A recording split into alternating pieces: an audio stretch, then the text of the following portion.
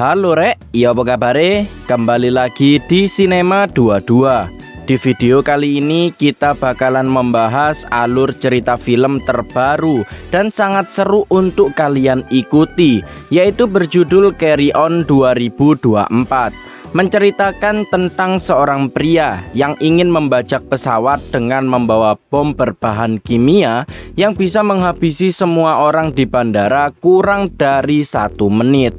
Namun meski begitu, seorang pria biasa-biasa saja berusaha untuk menghentikan pembajakan tersebut seorang diri. Sebelum masuk ke alur ceritanya, jangan lupa untuk like, komen, dan subscribe agar kalian tak ketinggalan video baru dari channel ini.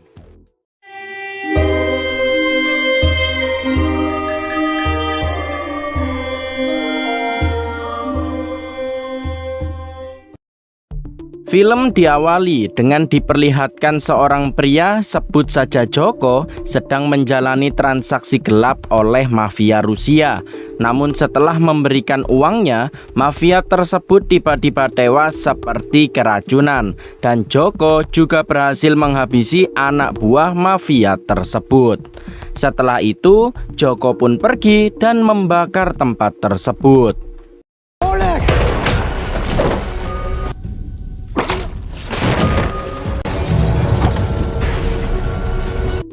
Scene kemudian berganti dan kisah akan berfokus kepada seorang pria bernama Ethan Kopek. Agar gampang kita sebut saja Agus. Agus saat ini tinggal berdua dengan pacarnya di Los Angeles, dan setelah sekian lama penantian, pacar Agus yang bernama Nora ini akhirnya hamil. Agus sendiri bekerja menjadi penjaga barang di bandara, begitu juga Nora yang bekerja di bandara yang sama. Nora yang hamil membuat Agus kepikiran karena gaji dari pekerjaannya tidak akan cukup untuk membiayai anak mereka. Namun meski begitu, Nora yakin jika uang bisa dicari bersama-sama.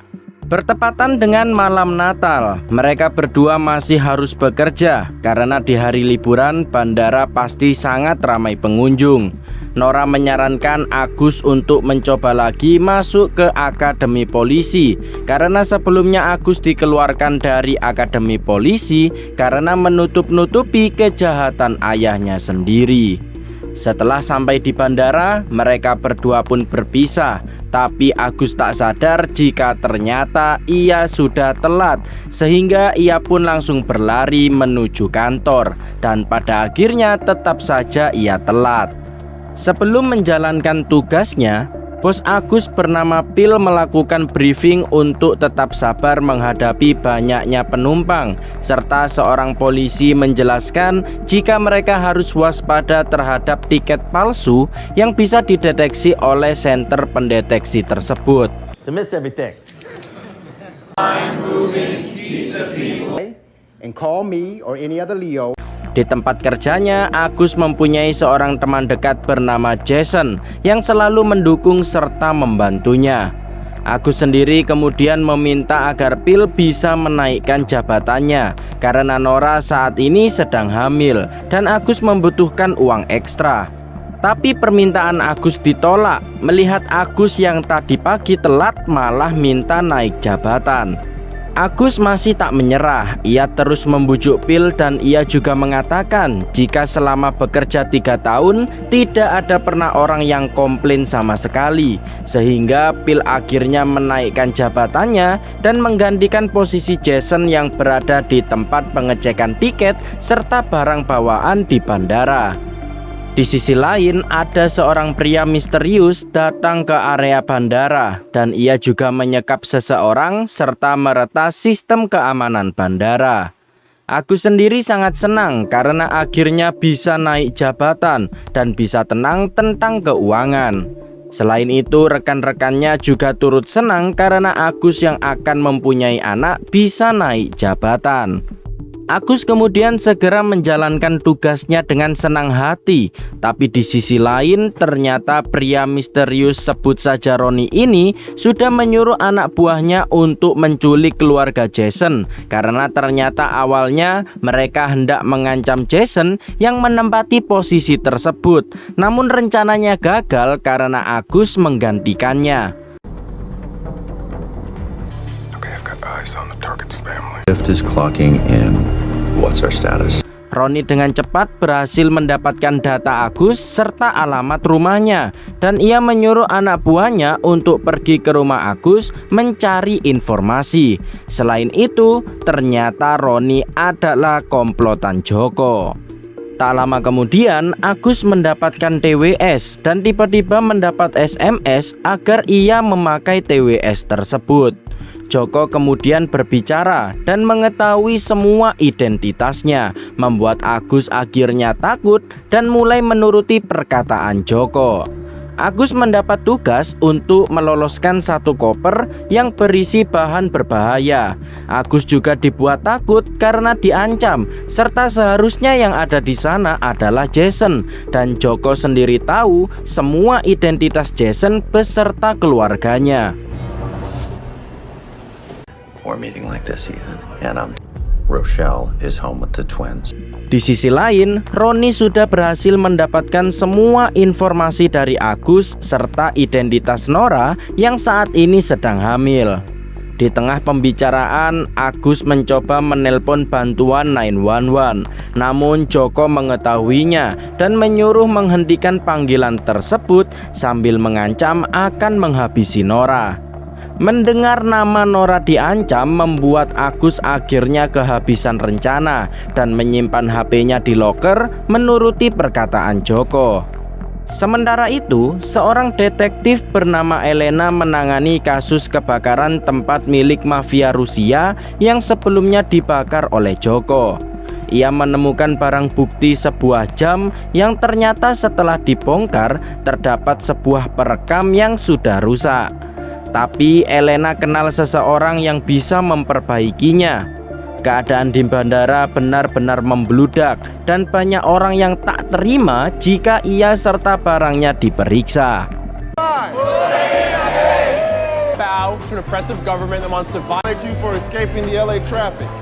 Setelah itu, Agus mempunyai rencana untuk memancing Joko mengatakan sesuatu sambil direkam melalui smartwatch-nya. Tapi lagi-lagi ia ketahuan oleh Ronnie yang senantiasa mengawasinya, sehingga Joko akhirnya menyuruh Agus untuk menghapus rekamannya dan menaruh jamnya ke dalam loker. Hal itu membuat Joko marah, dan jika terus seperti itu Agus tak bisa dipercaya. Elena sudah sampai di lokasi temannya untuk memperbaiki penyadapnya. Namun sayangnya penyadap itu sudah rusak parah, sehingga rekaman suaranya terdengar tidak jelas. Kembali ke Agus yang masih saja menjalankan tugasnya sambil dihantui oleh Joko yang terus-terusan menanyakan kehidupannya. Meski begitu, Agus tetap menjawab secara jujur sambil melihat sekitar, mencari seseorang yang ia curigai sebagai penelpon. Setelah itu, ia memanggil polisi untuk memberitahu melalui tiket pesawat milik penumpang. Namun, Ronnie mencurigainya dan menyuruh Joko untuk menjalankan aksinya. Saat si polisi akan meminta bantuan, tiba-tiba Joko menyenggolnya, seketika membuatnya mengalami serangan jantung yang berujung tewasnya si polisi sekaligus rekan Agus. I'm sorry the thief, but the apples had been stolen and without consequences. Setelah itu, Joko menghampiri Agus secara langsung. Ia terus memperingatkannya untuk tidak bertingkah, karena jika terus seperti itu akan ada orang lain yang akan tewas, termasuk Nora. Terungkap jika Agus sebelumnya menulis peringatan serta menyuruh si polisi untuk menangkap Joko. Agus yang berniat menjalankan tugasnya harus terhalang karena Jason yang disuruh oleh bosnya untuk kembali ke posisinya. Agus mencoba membujuk Phil, tapi Phil tetap membiarkan Jason kembali ke posisinya. Selain itu, Agus juga harus mendapatkan posisi itu lagi, karena jika tidak, Joko akan menghabisi keluarga Jason. Agus yang tak ada pilihan lain akhirnya mempunyai rencana untuk menukar kopi Jason dengan kopi miliknya yang sudah ia campur dengan alkohol. Setelah itu, ia pun menukarnya dengan kopi milik Jason, dan dengan bantuan Joko, Phil akhirnya mendapati Jason yang bekerja sambil minum alkohol. Akhirnya Jason pun dipindah dan Agus kembali mendapatkan posisinya. Anak buah Joko kemudian sampai, dan saat kopernya dicek ternyata berisi bahan kimia yang sangat berbahaya dimasukkan ke dalam sebuah bom. Namun meski begitu, Agus tak bisa berbuat apa-apa karena ancaman tersebut. Proud of you. Di sisi lain, Elena akhirnya menemui titik terang jika transaksi Joko sebelumnya adalah transaksi bahan kimia bernama Novichok, yang merupakan senjata kimia yang sangat mematikan, menyerang syaraf manusia, dan saat ini masih belum ada penawarnya. Karena akan ada ancaman, Elena pun menghubungi Departemen Keamanan. Agus merasa mual karena kejadian barusan dan Joko pun menghampirinya. Agus sadar jika alat itu digunakan untuk menghabisi penumpang pesawat yang akan membawa 250 penumpang. Tapi Joko hanya menjalankan tugas dari klien untuk menaruh bomnya. Namun Joko masih belum membebaskan Agus dan berjanji akan membebaskannya saat pesawat sudah lepas landas. Elena mendapat teguran dari kaptennya karena terlalu berlebihan memanggil Departemen Keamanan. Namun tak lama kemudian ia mendapat kabar jika petugas bandara sempat menelpon 911 dan nomor penelpon mengarahkan Elena kepada Agus. Saat jam makan siang, Agus berbincang dengan Nora, namun ia keceplosan yang membuat Nora akhirnya bad mood dan memutuskan untuk pergi dari sana. Elena kemudian percaya jika terjadi sesuatu di bandara karena tewasnya polisi sebelumnya yang mencurigakan. Selain itu, Agus juga mencurigakan yang HP-nya dimatikan setelah menelpon 911. Elena kemudian berniat menemui Agus dan rekannya mulai memperingatkan polisi bandara untuk berjaga karena ancaman bahan kimia yang sangat berbahaya. Polisi bandara kemudian bergerak dan menyuruh Phil untuk menghentikan semua jalur pemeriksaan serta menyuruh semua petugas untuk berkumpul ke dalam kantor untuk melakukan briefing.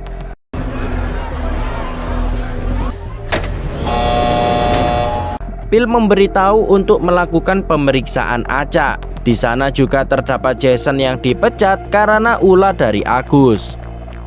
Setelah briefing, ternyata orang suruhan Joko dipanggil oleh Phil dan Agus tak tahu soal itu karena sistemnya secara acak. Melihat kesempatan tersebut, Agus tak mendengarkan Joko dan segera menuju lokasi Nora. Namun sesampainya di sana, Nora sudah ditodong oleh sniper sehingga Agus pun memutuskan pergi tanpa berkata apapun. Joko pun akhirnya kesal dan menghajar Agus di kamar mandi karena terus-terusan bertingkah, hingga akhirnya Agus membalas dan berhasil mengambil pistol plastik milik Joko. Namun Joko mengancam balik dengan mengaktifkan bomnya sehingga akan menghabisi semua pengunjung yang ada di bandara. Agus akhirnya kehabisan pilihan sehingga harus menuruti perkataan Joko lagi. So go. Take the gun, maybe run. On a plane or 5,000 in an airport. Well, Sesampainya di ruang pemeriksaan, Agus langsung menodong Phil. Namun karena buang-buang waktu, orang suruhan Joko langsung menghabisinya. Orang itu bernama Matteo dan ia ternyata juga korban karena ia juga diancam oleh Joko. Dengan arahan Joko, Agus segera menjinakkan bomnya secara hati-hati dan pada akhirnya di detik-detik terakhir ia berhasil menjinakkannya. visible between the brackets. That'll reset the device. Okay, now disconnect the remote. Elena kembali mendapat kabar jika polisi yang tewas sebelumnya ternyata terdapat sayatan di tangannya dan di dalamnya terdapat bahan kimia yang memicu serangan jantung. Selain itu, departemen keamanan yang ada di sebelahnya ternyata palsu, sehingga Elena pun langsung menghabisinya.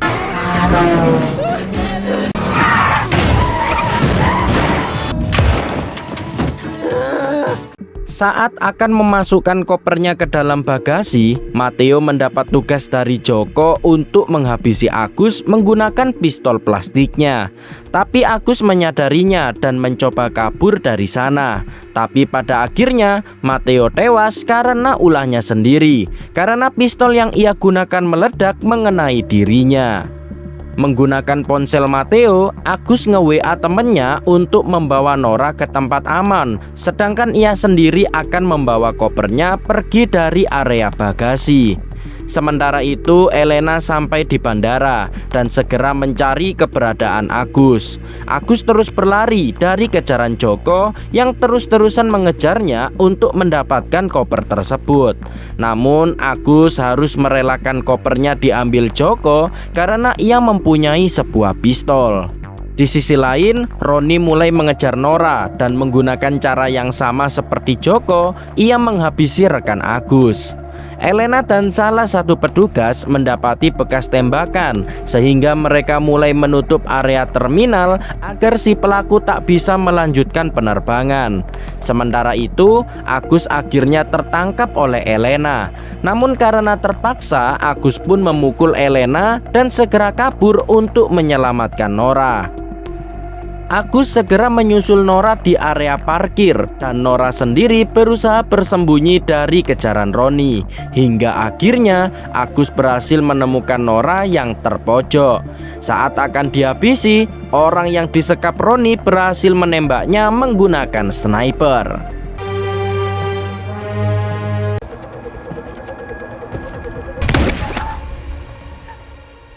Ternyata pria itu adalah teman Matteo dan ia harus pasrah mendengar kabar jika Matteo sudah tewas. Agus mendapat kabar jika ternyata Matteo tidak terbang ke New York melainkan ke Washington DC, sehingga Agus akhirnya sadar jika itu adalah pengalihan. Elena bersama para polisi mulai mencari si pelaku berdasarkan ciri-ciri yang sudah dikatakan Agus di area penerbangan menuju New York. Sedangkan Joko sendiri sudah berada di pintu masuk pesawat menuju Washington DC. Agus kemudian melarang Nora untuk menghentikan penerbangan karena Joko bisa mengaktifkan bomnya di darat yang bisa membuat seluruh orang di bandara tewas, dan ia sendirilah yang akan naik dan menjinakkan bomnya. Fakta akhirnya terungkap jika semua ini hanyalah urusan politik. Klien Joko ingin menghabisi salah satu tokoh politik yang akan naik pesawat menuju Washington DC. Dan setelah mengaktifkan bomnya, Joko akan turun menggunakan parasut. Nora kemudian melarang Elena untuk menghentikan penerbangan karena pelaku akan meledakkan bomnya di darat, sehingga akan menewaskan semua orang di bandara. Dan Agus berniat masuk untuk menjinakkan bomnya. It's the only way. You can't ground 610. And who are you? Singkat cerita, pesawat sudah lepas landas dan Agus berhasil masuk. Setelah mendapatkan kopernya, Agus segera membongkar bomnya sehingga Joko tak bisa mengaktifkannya. Sadar jika itu ulah Agus, Joko pun masuk ke dalam ruang bagasi untuk mengaktifkan bomnya.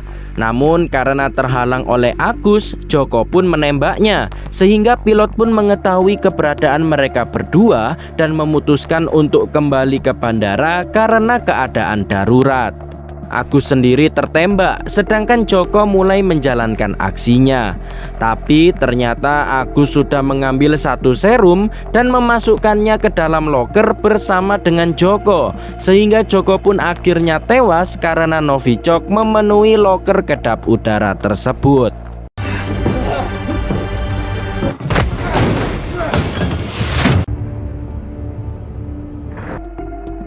Singkat cerita, pesawat berhasil mendarat dan saat turun sudah banyak polisi menunggu.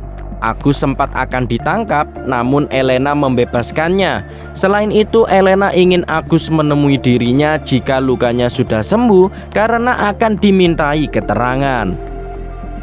Singkat cerita, 1 tahun kemudian di hari Natal, anak Agus sudah lahir dan ia bersama Nora berniat untuk pergi liburan. Selain itu, hubungannya dengan Jason kembali seperti semula dan ternyata Agus sudah resign dari bandara karena saat ini diangkat menjadi anggota polisi Los Angeles. Setelah itu, film pun berakhir. Itulah guys alur cerita film Carry On 2024. Bagaimana? Seru bukan? Untuk kalian yang suka channel alur cerita film, jangan lupa untuk like, komen, dan subscribe serta nyalakan tombol loncengnya agar kalian tak ketinggalan video baru dari channel ini. Untuk kritik, saran, dan lain-lain kalian bisa tambahkan di kolom komentar. Terima kasih yang sudah menonton. Sekian dan sampai jumpa.